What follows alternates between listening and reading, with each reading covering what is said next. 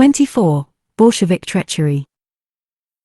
Thus, there were certain signs which hinted that, in the reckoning of Lenin and others of the regime's dignitaries, the agreement concluded with the Makhnovists had been mere opportunism and could not endure beyond the time it would take to finish off Wrangel. The relative concessions granted to the insurgents had been designed only to put them at ease, in spite of the famous item 4 of the political part of the agreement, which in principle made provision for autonomy for Makhnovia, to borrow the expression of Soviet historians.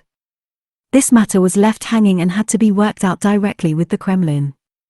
In his, it is true, posthumously published, memoirs, Trotsky is clear that Lenin and he, quote, had at one time seriously envisaged allocating certain territories to the anarchists, with the consent of the local population of course, and allowing them to conduct their experiment with a stateless society there. This plan was aborted at the discussion stage, though the fault was not ours. The anarchist movement failed itself when it underwent the test of the events that followed one upon another in the course of the Russian Revolution. End quote. Victor Serge also mentions such a plan by Lenin and Trotsky, but indirectly, borrowing from the text by Trotsky that we have just quoted. Victor Serge opines that it might have been equitable and advisable, and perhaps such a broad-mindedness might have spared the revolution the tragedy towards which we were all drifting. It must be obvious that for Lenin and his side tolerance of any such experiment was absolutely out of the question. It would have been tantamount to admitting the shortcomings of their own ability to resolve the country's problems, and that was inconceivable for anyone familiar with Lenin's trajectory ever since the break with the Mensheviks in 1903 and right through the squabbles, polemics, splits and other exercises which had carried him into power. A regime of free Soviets in the eastern Ukraine. The contagion would immediately have consumed the whole country, and the house of cards known as worker-peasant government, maintained only by bayonet, and the bullet in the back of the head would have evaporated in a trice and lingered in the memories of workers only as some ghastly nightmare. Let us look at the explanation offered by Gusev and Yakovlev, the two signatories to the agreement on the Bolshevik side. Gusev reckoned that, quote, Makhno's proposition of an alliance with the Red Army was accepted, not in order to secure a complementary force on the front, none was needed, but in order to rid ourselves for a time of an enemy behind our lines. As soon as Wrangel was defeated, this alliance was quite naturally broken, for the proletarian revolution can fellow travel with the kulak only in the struggle against the pomeshik, but further along their paths diverge radically. End quote.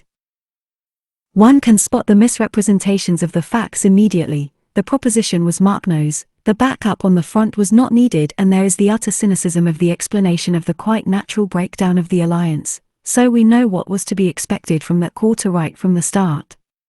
In 1920, for the first Congress of the Red International of Labor Unions, to which some anarcho-syndicalists had been invited, Yakovlev, the second signatory, wrote a pamphlet simply overflowing with poisonous attacks directed against the Russian anarchists and, above all, against Mahkno.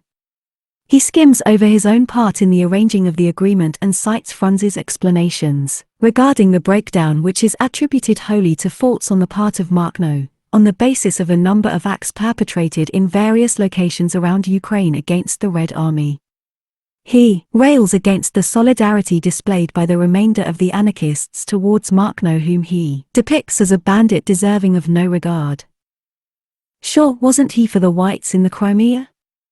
And Bolsheviks had not been great ones for the Christian virtue of forgiving trespasses against them, but even so, thereby demonstrating that the agreement which they had initially had been, as far as they were concerned, a mere scrap of paper. This was on a par with the practices of Bismarck and other exponents of realpolitik, and negotiated something quite new in Russian revolutionary circles. Soon it was to become the stock in trade of the state system.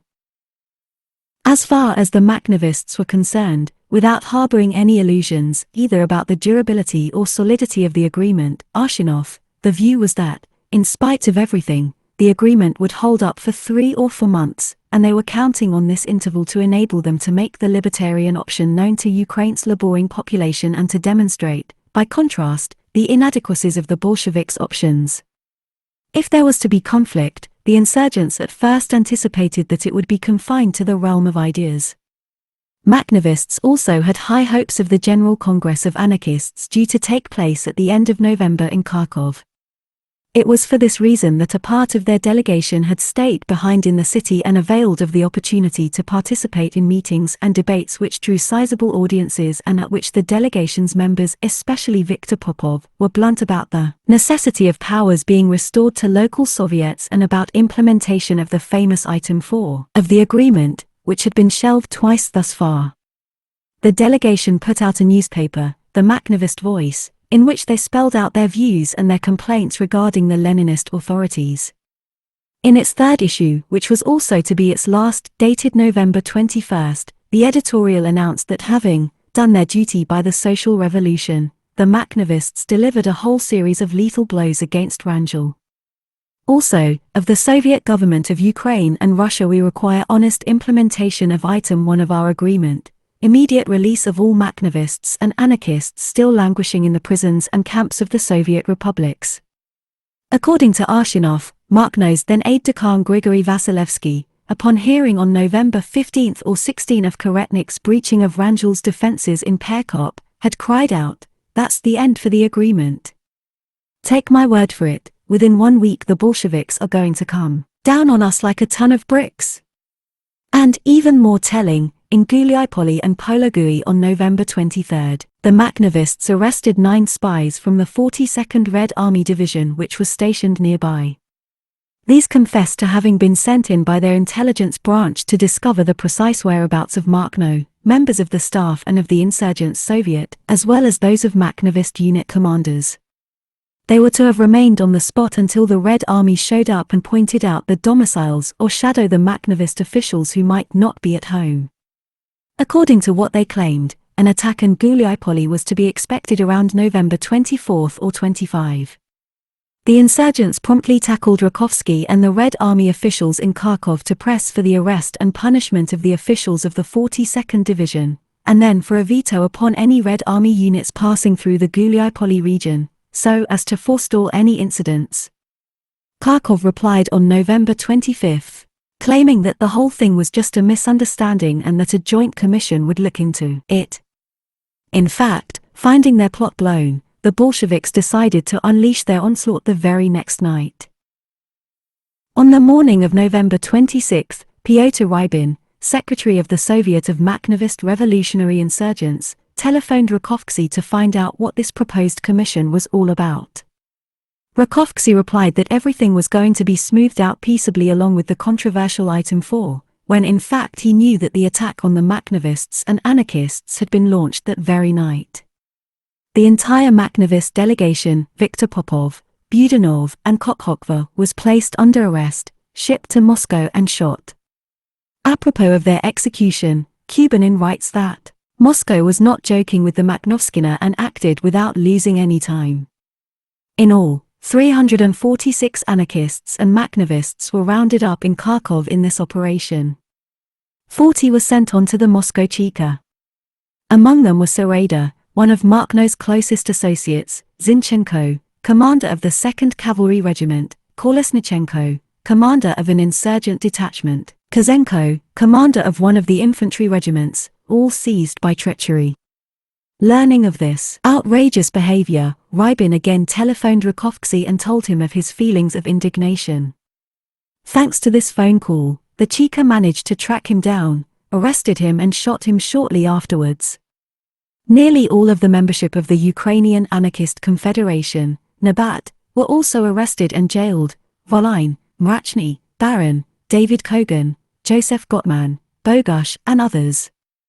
Kuban records this roundup of anarchists by noting tersely, the Nabat was liquidated by organs of the Cheka. That very same day, the 42nd Division with its 5 infantry brigades and cavalry brigades attacked Guliapoli. A second cordon around the town was thrown up by Die 2nd Cavalry Corps, Volga Brigade and 2 special regiments. In spite of certain precautionary measures taken the evening before, Mahkno was wrong-footed by the suddenness of the attack. In Guliapoli all he had to upon was his personal escort, Die Black Guard, some 150 strong. Caught in a vice, he was encircled on every side. The end looked near when, all of a sudden, in the afternoon, one red unit hurriedly withdrew. Fearful of a trap, Makhno hesitated and then, spotting that the way was clear, broke out of the cordon through this unexpected gap. Soviet historians ascribe his miraculous escape to treachery on the part of the commander of one of the red units. It is likely then that once they saw what was expected of them, some of the red troops showed solidarity with the Makhnovists, and whereas the officers spoke of treachery, the fact is that some of these red troops and especially their commanders were to pay with their lives for this gesture of revolutionary solidarity. The 3rd Makhnovist Regiment, stationed at Malaya Tokmachka, was less fortunate. It was almost entirely rounded up by the 126th Division Brigade and a regiment of Red Cavalry. Makhno counterattacked and beat the enemy back as far as Novouspanovka. Confusion set in among the many red units. The International Cavalry Brigade, which had occupied Guliaipoli, was attacked on November 27 by other brigades from the 42nd Division who thought that they were tackling insurgents. It was only after a day's fighting that this misunderstanding was cleared up. Makhno promptly regrouped various insurgent units. Some red soldiers, sickened by the conduct of their officers, came to join him or surrendered to him at the earliest opportunity. In this way a contingent of 1,500 infantry and 1,000 cavalry was mustered. Guliaipoli was recaptured after a week, and the troops of the 42nd Division chased out, for now realizing the dirty work that had been entrusted to them. The red soldiers had no stomach left for the fight or fought with very little enthusiasm. In this way, of the 6,000 red soldiers stripped of their weapons on the day that the town captured, 1 in 3 joined the Makhnovists. Guliaipoli was recaptured in a few hours, too late unfortunately to save 300 local peasants who were cut down by the henchmen of Bolsheviks. In the Crimea too, Moscow's instructions were enthusiastically implemented.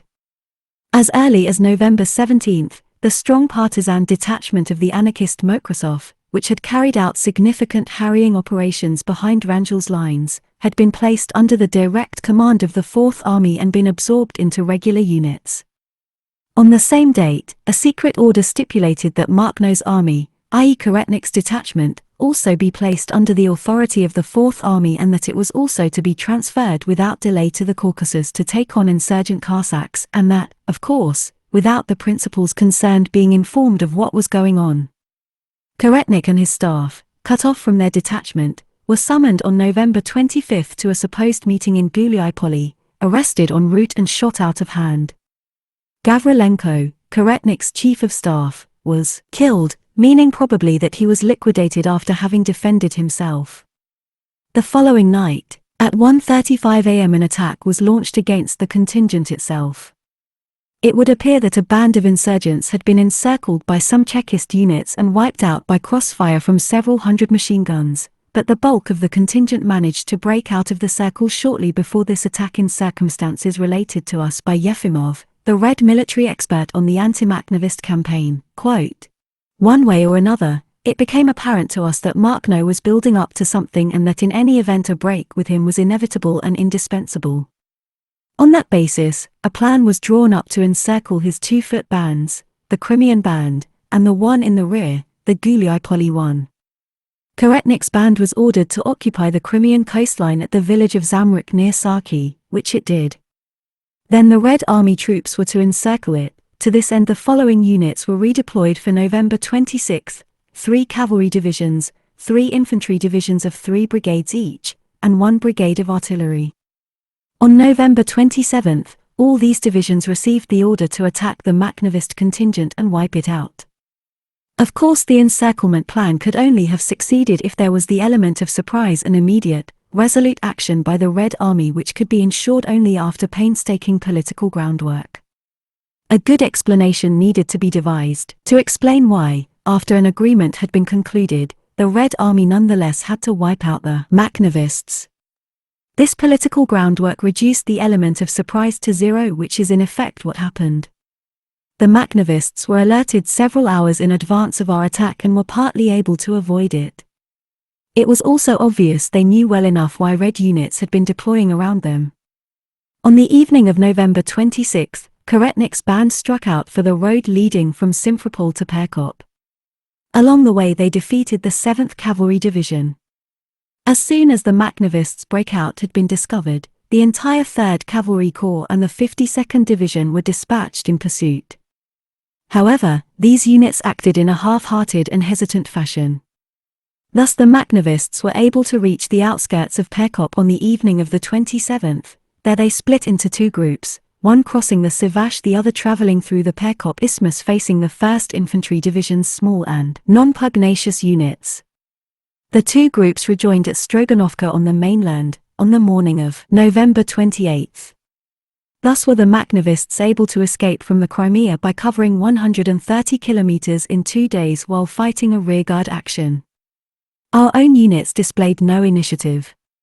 They all waited for orders to act and would not budge unless issued with specific orders." End quote. Yefimov was not afraid to contradict himself in the matter of the exact date of attack. He mentions the 27th so that this fits in with the justification of the formal order from Franz, allegedly issued on the 26th, the date mentioned in every other Soviet source, then explains that the Makhnovists took 2 days to cross the Crimea before arriving on the mainland on the morning of the 28th. The military precision that he was required to display was not so easily reconciled with overriding political motives. Let us also note the exceptional deployment of forces on the Bolshevik side to confront this tiny Makhnovist phalanx. This was probably indicative of the relative fear on the part of the Red leadership, who still recalled the insurgents' exceptional feats against the Whites. Also, Yefimov cannot stop himself from acknowledging the Red unit's lackadaisical approach to the carrying out of this sordid assignment. All of the Red soldiers were well aware with whom they were dealing and believed not one single treacherous word of their commander's cock and bull stories about Makhno's alleged treachery and other nonsense, so it was much against their will that they had to contemplate taking on their comrades in arms now. That is why, despite the tremendous fighting abilities of the Makhnovists, it is hard to conceive of their having been able to penetrate a dense cordon of more than 200,000 Red troops between them and the Perkop Isthmus unless one considers the latter's reluctance to engage them. Moreover, Yefimov acknowledges that the Makhnovists had been tipped off several hours in advance by Red soldiers about what was being plotted against them and had acted accordingly. This mentality had not gone unnoticed by the Red High Command, which had to act ruthlessly. As the Red Soldiers' Army Journal reports, 2,300 Red troops had been shot in the Crimea at this time on charges of having undermined the just endeavors of the Soviet authorities and of their valiant Red Army. A significant figure that, if compared with losses suffered in the capture of Perkop, 8,000 killed and 1,200 wounded. Further on, Yefimov estimates the strength of the Makhnovist contingent upon leaving the Crimea at 4,000 men, which may bear out the thesis that 1,000 insurgents were massacred on the night of November 25 to 26, having been cut off from their comrades and not having had time to escape the Chika's machine guns. By way of justifying this act of treachery, Franz first issued an order dated November 24 and intended for the Red Army. It spoke of a communiqué of November 23 urging the Makhnovists to be assimilated into the Red Army's regular units. What is more, he drew up a veritable list of charges against them. They were accused of undermining the Red Army's rear, of distracting Red soldiers from their duties, of having committed criminal acts against Bolshevik officials or Red Army personnel, and of having refused to carry out the order given to them on November 20 to march on the Caucasus. In passing, he claimed all the glory of the victory over the Whites for himself and his troops. He gave Makhnovists 2 days in which to comply with his instructions. What is at once disturbing and revealing, and what proves that this was unquestionably a lie cobbled together after the event to meet the requirements of circumstances, is that at the same time he ordered his troops to have done with the Makhnovskina in a trice. All Red units must act boldly, decisively and ruthlessly. The bandit gangs must be eliminated as quickly as possible. The entire armament of the kulaks must be seized also. This crass falsehood was followed up by a second order dated November 26 and issuing from Kharkov at 1:35 a.m., alleging that the November 23 order had not been carried out by the Makhnovists and that, instead, Mahkno had begun to take action against Soviet authorities, as a result of which he and his units were being declared enemies of the revolution and of Soviet power. This latter order seems less of a formality than the first, but was not made official on the day in question. for it was to appear in the Bolshevik press only on December 15, it had been backdated, as is readily understandable. The element of surprise had to be preserved, as Yefimov admitted earlier. Not until much later, and then quite by chance, did the Makhnovists find out about it while reading the Bolshevik papers.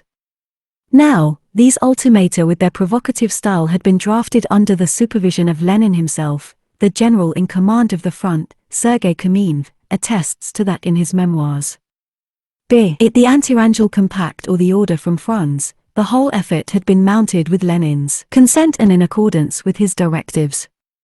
So the responsibility lay at the highest levels, in the highest echelons of the party, and with Lenin himself. Not that there was any impediment to Franz's breaking his word and reneging upon his signature.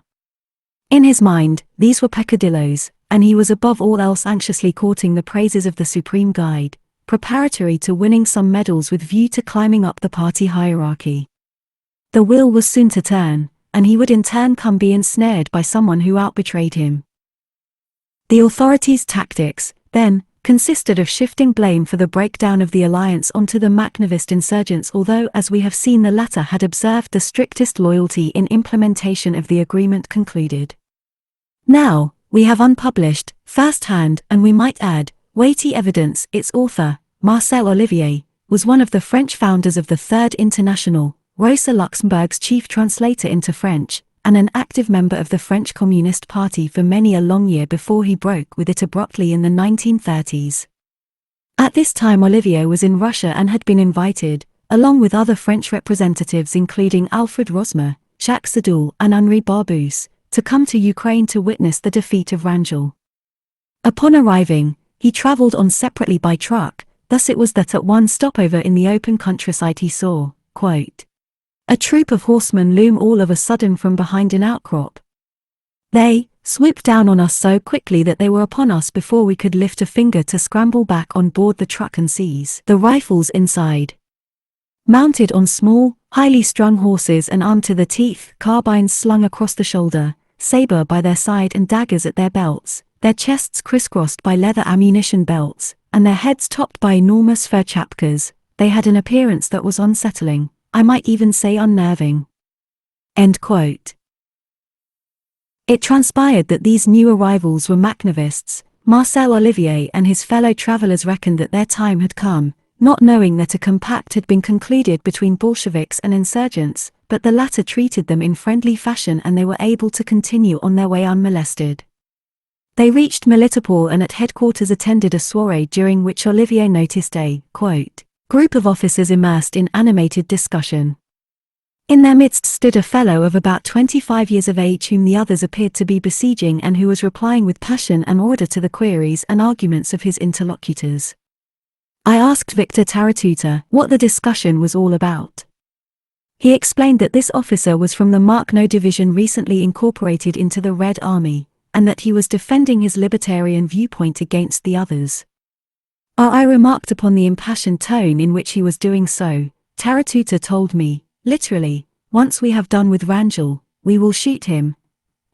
This model revolutionary, Taratuta, this 100% Bolshevik whom Bogdanov and Lunacharsky had accused of being an Ukraine agent and whom Lenin himself, in conversation with Professor Rozhkov, had referred to as a con man, told me that, in as many words. It will be readily understood that it came as a shock to me. But, to be honest, I did not take it seriously. A throwaway remark, I thought. Shooting a man who was fighting alongside you and with whom one had just signed an alliance open and above board, merely because his beliefs did not square with one's own, would have been an act of infamy of which I did not then think the Bolsheviks capable. In which belief, I was mistaken, as we shall see. End quote. Shortly after this, Marcel Olivier crossed the Pekop Isthmus and was amazed to see no signs of the fight which the whites had put up in these entrenched positions which at first sight looked impregnable. It was only when he discovered that the whites had been attacked from behind following the Makhnovists and other red units crossing of the Sivash Straits that he was able to comprehend, and he then found even more scandalous the treatment to which the Makhnovists were subjected shortly after. Then he learned of the breakdown of the agreement and upon arrival in Melitopol, was informed of the fate of the young Makhnovist officer whom he had seen in discussions with Red Army officers. Quote, "The day before the garrison assembled in the square, he had found himself 1. Mentioned in army dispatches for his brilliant conduct under fire, and 2. Sentenced to death for rebellion against the Soviet authorities, sentence followed by immediate execution." So Taratuta had been far-sighted, or, to be more precise, well-informed. As for the deed itself, I leave it to the reader to reach his or her own opinion of shooting a man only moments after having commended him in army dispatches for his brilliant conduct under fire. As for myself, let me say that I regard it as infamous. End quote. On the same occasion, Olivier learned of the failure of the push against Warsaw, which had been covered up for 5 months. This is precious testimony, for Marcel Olivier simply cannot be suspected of entertaining any sympathy at all for libertarians or Makhnovists, being at this time of rigidly orthodox views and outraged only by specific infamous methods rather than querying the very principle of the nature of power. John's ideas, from whom we have already quoted, a bourgeois liberal with little time for ideology, speaks very prosaically of an immense thirst for power in explaining the conduct of the Bolsheviks. Quote, "Power of itself, power as the goal, such was the Bolsheviks' ruling notion. Their doctrine set them free of all restraints. Morality, law, justice were so many bourgeois prejudices. Hence the total indifference in the selection of means, hence the monstrous amorality of the Soviet regime, which shows itself in all the minutiae of Bolshevik life and Bolshevik politics, hence their recourse, during the war and before the revolution, to the most sordid methods, treachery, perfidy." End quote. Without dwelling too long at this point on possible explanations for the conduct of the Bolshevik leadership, let us recall their essential justification, namely, that they were invested with an historic social mission of capital significance to mankind's future, and in order to achieve this mission, all seemed licit to them. This formula left them free to resort to all of the methods of rule known thus far, concentrating on the best of them, which is to say the worst, in order to maintain themselves in power. However, they were not fully conversant with the mechanism, for, further down the road, it was going to mangle them too, just as tragically, as we shall see anon. What was at stake was neither more nor less than the basic ethical connection between the chosen end and the means used to achieve it. Arshinov also demonstrates the undeniable premeditation behind this Bolshevik treachery. On this point he cites 2 assassination bids against Mahkno in the months of October and November, then 2 handbills found on the first captured Red soldiers on November 27 headed, "Death to the Makhnovskina," and "Forward against Mahkno." These were undated but had been issued to the troops on November 15 or 16, 1920. Thus, to their great misfortune, the Makhnovists had yet again snatched chestnuts from the fire, only to see the Bolsheviks alone reap the benefits, and they were paying dearly for the lesson. Now they needed to fight desperately, in the direst of circumstances, for their very survival.